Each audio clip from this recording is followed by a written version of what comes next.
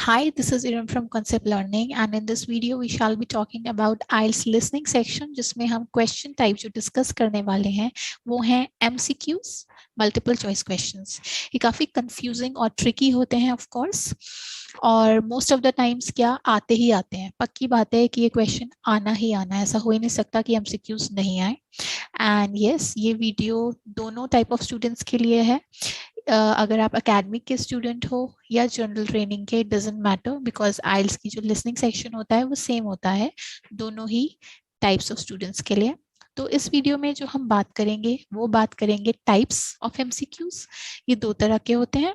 उन टाइप्स की बात करेंगे, कौन कौन से टाइप्स होते हैं. मैं आपको कुछ टिप्स बताऊंगी जो आप ध्यान में रख सकते हैं while attempting this question type. और उसके बाद मैं आपको बताऊंगी एक सेट ऑफ वोकैबुलरी जो यूज होता है अक्सर हमारी रिकॉर्डिंग में, ट्रांसक्रिप्ट में जो आपको सुनाई आता है उसके बारे में कुछ बताऊंगी मैं. एंड एग्जाम्पल एक हम करेंगे ट्रांसक्रिप्ट की हेल्प से. सो चलिए आगे बढ़ते हैं. Let's begin. तो चलिए हम बात करते हैं टाइप्स की कि कौन कौन से टाइप्स के आ जाते हैं. ये सेम नहीं होते. पहला टाइप होता है इजी वाला, नॉर्मल एमसीक्यूज होते हैं जो हम स्कूल कॉलेजेस में करते आ रहे हैं.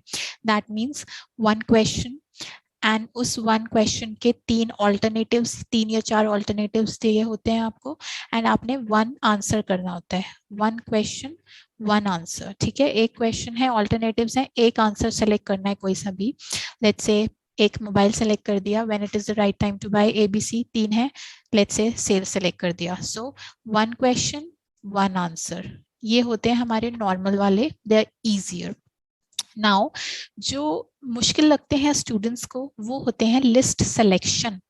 As the name suggest, what is list selection? It means कि एक क्वेश्चन दिया हुआ होगा, देन हमें एक लिस्ट ऑफ ऑप्शंस और ऑल्टरनेटिव्स प्रोवाइडेड होगी. उस लिस्ट में से हमें आंसर्स निकालने हैं. नाउ द प्रॉब्लम इज कि हमें एक आंसर नहीं निकालना होता. We have to select at least 2 और 3. 2 या 3 ही आते हैं, अक्सर 3 ही आते हैं वैसे तो. ठीक है, कभी कभी वो 2 भी बोल सकते हैं, 3 भी बोल सकते हैं, 4 भी बोल सकते हैं, बट 3 काफी प्रेवलेंट है. 3 ही आते हैं नॉर्मली. इसलिए इट इज रिकमेंडेड कि जब भी आप भले ही कोई सा भी क्वेश्चन टाइप कर रहे हैं, it doesn't matter. And even if irrespective of the module, आप लिसनिंग कर रहे हो, रीडिंग कर रहे हो, कुछ भी कर रहे हो, it is recommended that before attempting you read the instructions very very carefully. क्योंकि इंस्ट्रक्शंस में आपको हिंट्स प्रोवाइड होते हैं कि आंसर किस तरह से लिखना है आपने. तो इसमें कंफ्यूज नहीं हो जाना है. कभी कभी नॉर्मली स्टूडेंट्स मेरे पास जो आते हैं वो शुरू शुरू में क्या करते हैं कि ऑफ कोर्स एमसीक्यूज दिए हुए हैं तो वो उन्हें जो आदत है वो तो उस हिसाब से ही करते हैं कि भाई एक आंसर ही निकालना होता है. तो वो लिस्ट सिलेक्शन वाले में भी एक ही आंसर टिक कर देते हैं. बट नो, इसमें देखो ऊपर अगर ध्यान से देखोगे क्वेश्चन नंबर 1 to 3 लिखा है. फर्स्ट हिंट, सेकंड हिंट आपको लिखा भी है उन्होंने कि 3 आइटम्स चूज करने हैं.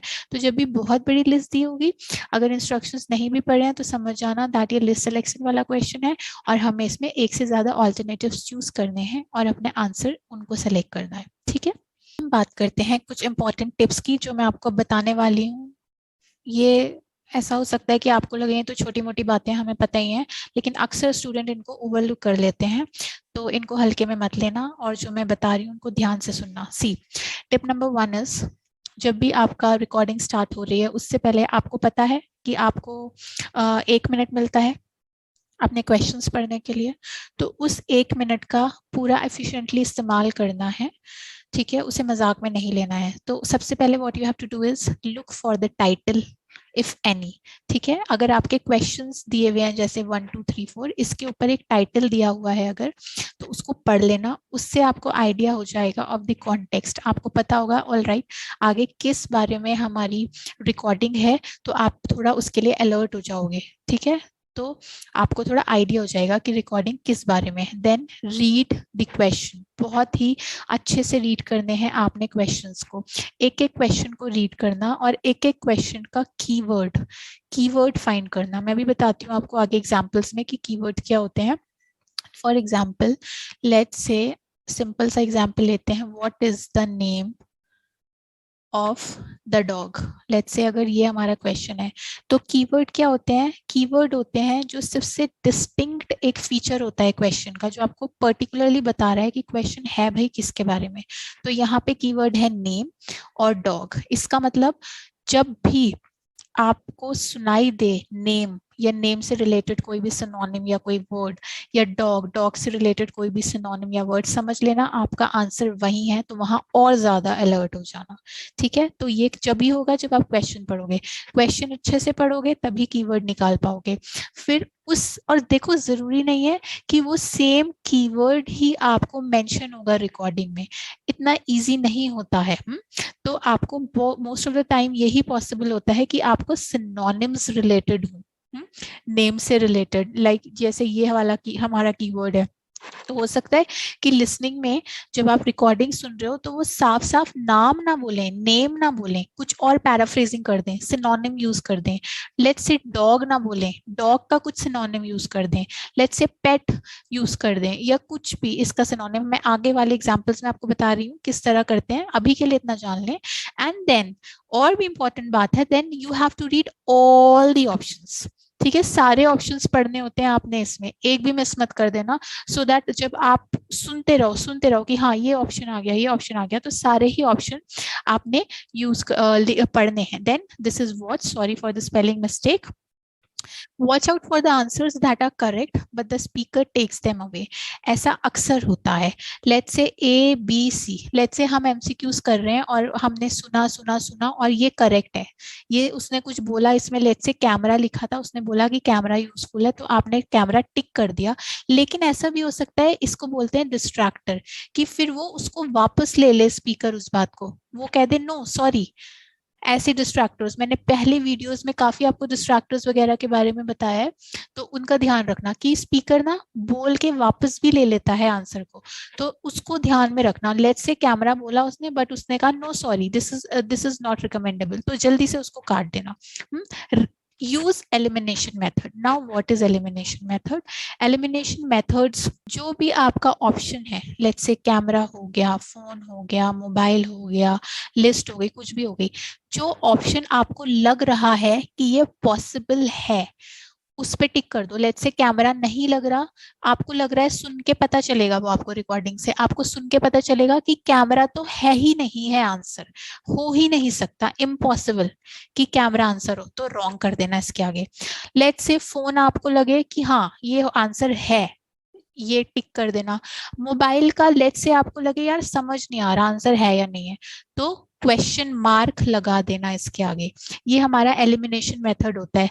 लेट्स से लिस्ट, लिस्ट का भी आपको लग रहा है नहीं नहीं ये नहीं है, तो इससे ना ये एलिमिनेशन मेथड होता है, जो आपको नहीं लग रहे हैं आपने उनके आगे क्रॉस लगा के प्रॉपर एलिमिनेट कर दिया उनको, पूरा काट दिया आपने कैमरा को, पूरा काट दिया आपने लिस्ट को।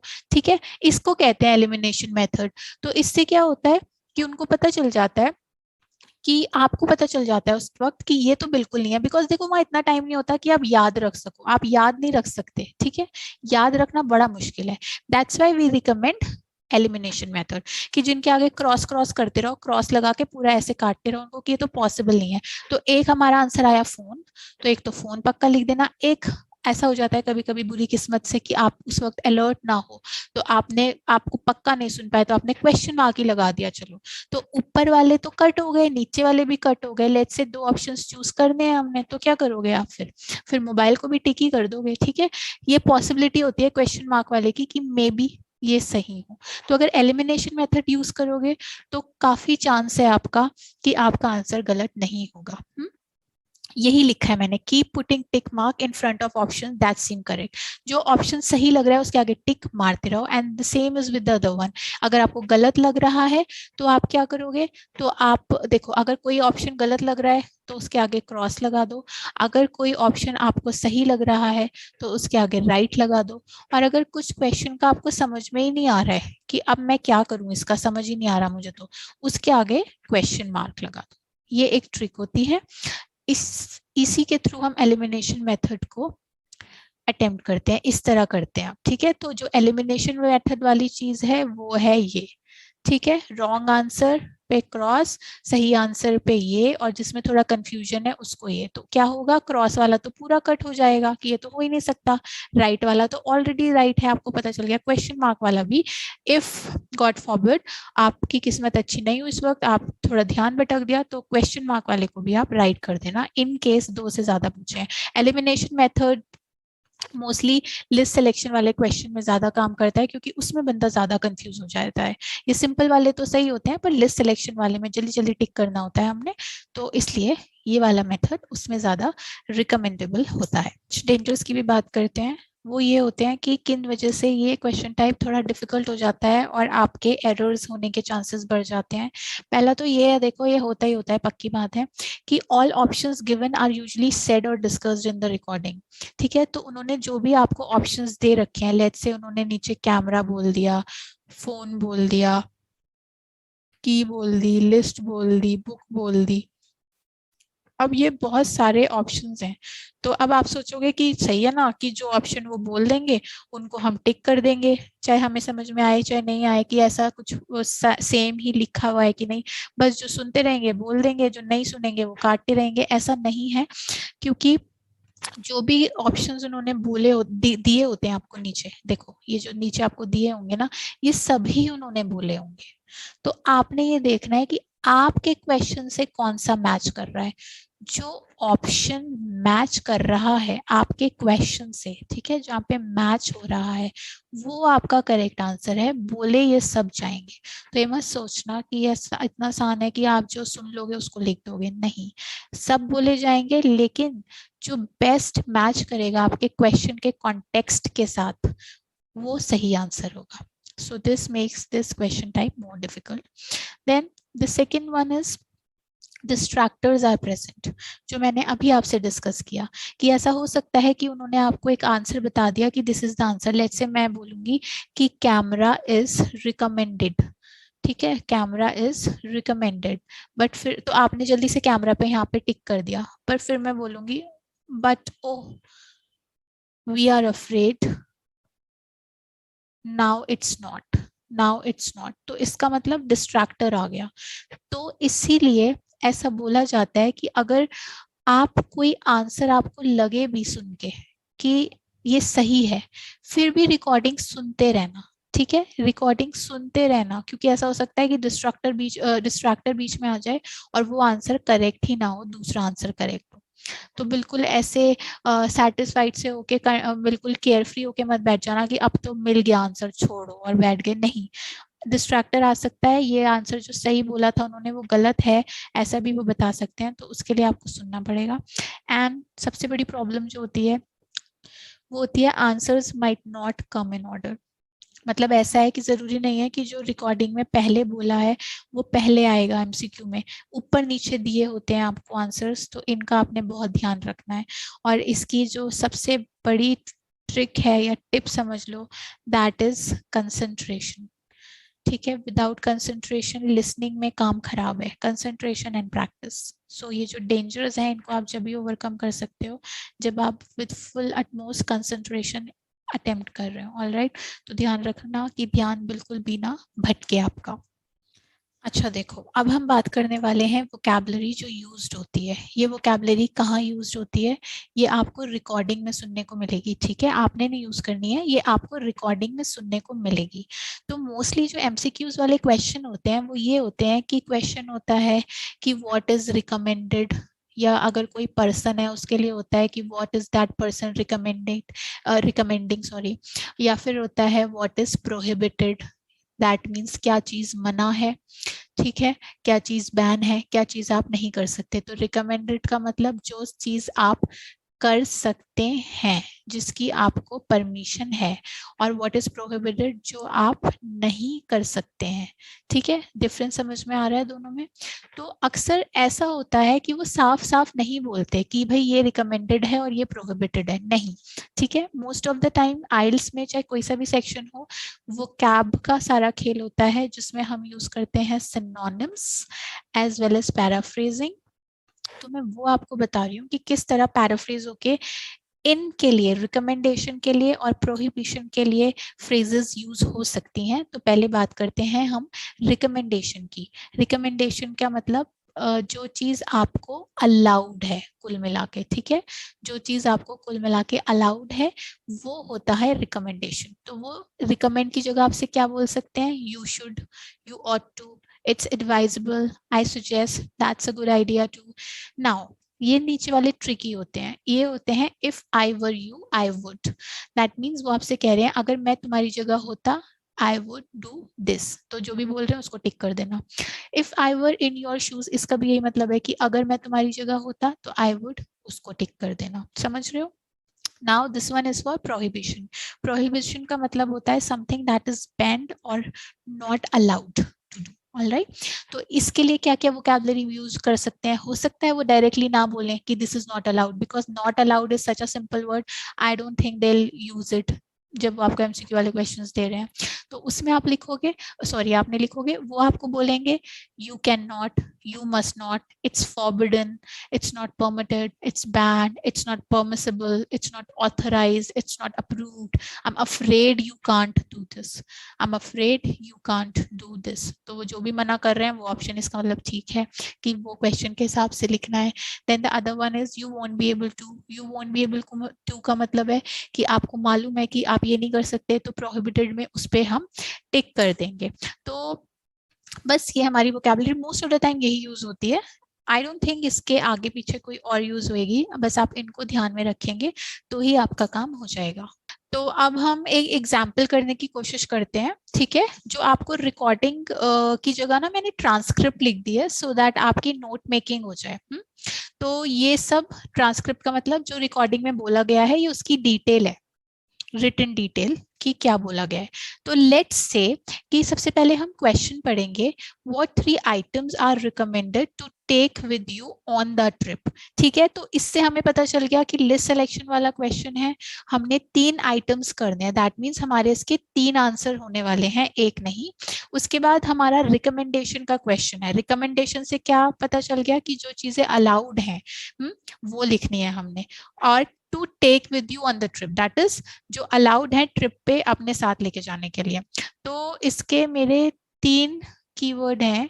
नंबर 1 इज रिकमेंडेड, कि एक तो रिकमेंड जो किया गया है वो लिखूंगी, जो अपने साथ लेके जा सकते हैं, टेक है ना, वो लिखूंगी, और ट्रिप। ठीक है, तो जहां पे ये बातें आ जाएं, जहां पे सामान की बात आ जाए, आइटम्स, सीरियसली आइटम भी तो है, तो जो आइटम्स, तो आइटम्स जो आपको आ जाए कि आप ये आइटम्स लेके जा सकते हो, जहां पे इनकी बात शुरू हो जाए, ये कीवर्ड्स मैंने पकड़े हैं यहाँ से, इनको मैं सुनूंगी रिकॉर्डिंग में, और जरूरी नहीं है कि सेम लिखे हों, तो हम इनके कीवर्ड्स, ये जो कीवर्ड्स हमने मिले हैं हमको यहाँ पे, इनकी रिकॉर्डिंग में सिनोनिम्स सुनने की कोशिश करेंगे और पैराफ्रेजिंग भी देखेंगे। क्योंकि ऐसा रेयरली होता है कि एज इट इज जो क्वेश्चन में लिखा है वही रिकॉर्डिंग में बोल दिया है, ऐसा बहुत कम होता है।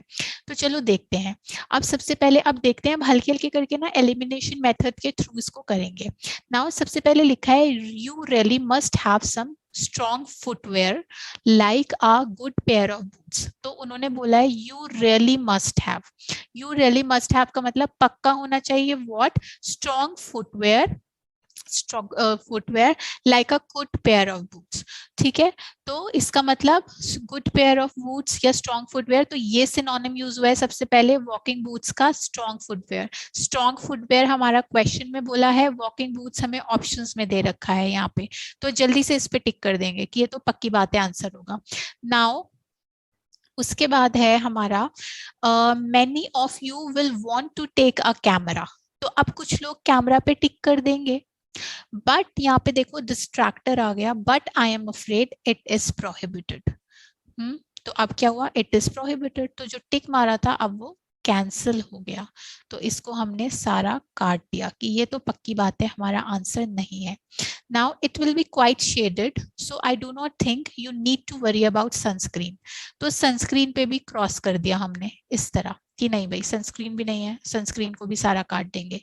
Moscow mosquito repellent is useful but अब देखो कुछ लोग क्या करेंगे, मॉस्किटो रेपेलेंट इज यूजफुल, तो कुछ लोग इस पे टिक कर देंगे मॉस्किटो स्प्रे पे। पर सी अगेन यहाँ पे डिस्ट्रैक्टर आ गया, इसने कहा but not at this time of the year, मतलब इस टाइम ऑफ द ईयर आपको जरूरत नहीं है।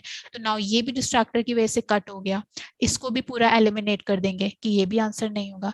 You might want to bring refreshments with you. Now what is refreshments? Refreshments that means synonym use हुआ है यहाँ पे किसी चीज का।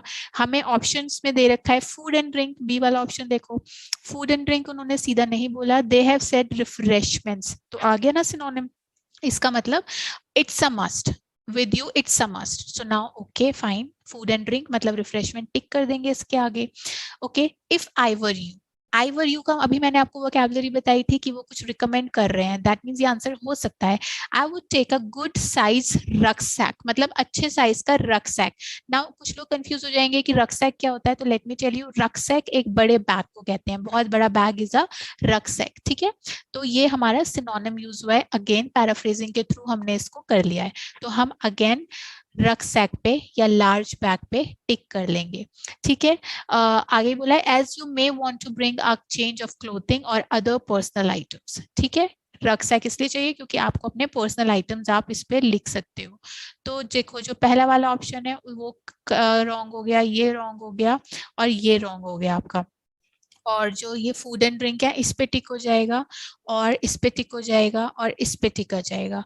तो अब आपके जो आंसर्स हुए वो क्या क्या हुए, एक तो हो गया आपका answer number B that is food and drink, एक हुआ आपका E that is walking boots, and एक हुआ आपका F that is large bag. हमेशा याद रखना कि आपने वर्ड्स लिखने जरूरी नहीं है, जरूरी नहीं है कि आप ये बड़े बड़े वर्ड्स लिख रहे हो, वॉकिंग बूट्स, लार्ज बैग और सो, आप मोस्टली उसमें लेटर्स लिखने को बोलते हैं, तो लेटर्स लिखना, अदरवाइज आंसर फिर गलत हो जाएगा जब वहां पे वैल्यूएट होएगा। या फिर आप अपने इंस्ट्रक्शंस चेक कर लेना, सबसे अच्छी बात है इंस्ट्रक्शंस चेक कर लेना कि उन्होंने क्या लिखने को बोला है।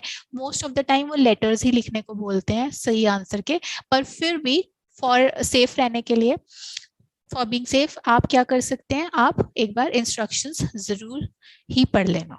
तो आई होप आपको ये वीडियो अच्छी लगी होगी, आपके लिए काफ़ी हेल्पफुल रहेगी ये वीडियो। एक बार इसके नोट्स बना लेना जो जो मैंने आपको बताया है, आपके एक बार रिटन नोट्स मिल जाएंगे आपको, बन जाएंगे, तो बहुत आसान हो जाएगा आपके लिए प्रैक्टिस करना और याद करना भी। तो एग्जाम से पहले या फिर जब भी आप प्रैक्टिस कर रहे हो उससे पहले आप नोट्स को देख के याद रख सकते हैं, क्योंकि एमसीक्यूज वाले जो क्वेश्चन होते हैं ना ये बहुत ट्रिकी और बहुत कंफ्यूजिंग होते हैं। एंड मैंने स्टूडेंट्स को देखा है कि वो बाकी सारा कुछ कर लेते हैं, but most of the time MCQs में, और एक मैप वाले वो भी, उसकी भी वीडियो आएगी, लेकिन अभी हम एमसीक्यूज कर रहे हैं तो इसमें बहुत चक्कर पड़ता है। तो आप अगर ये वाला मेथड, एलिमिनेशन मेथड, जिसके थ्रू मैंने cross, right and question mark बताया है, वो आप अगर इसको अप्लाई करोगे तो आई होप कि आपके एरर्स बहुत कम होंगे और काफ़ी चांसेस हैं कि आपके मार्क्स बढ़ जाएंगे। आगे बहुत सारी वीडियोस आने वाली हैं इंपॉर्टेंट टॉपिक्स पे, सो स्टे ट्यून्ड।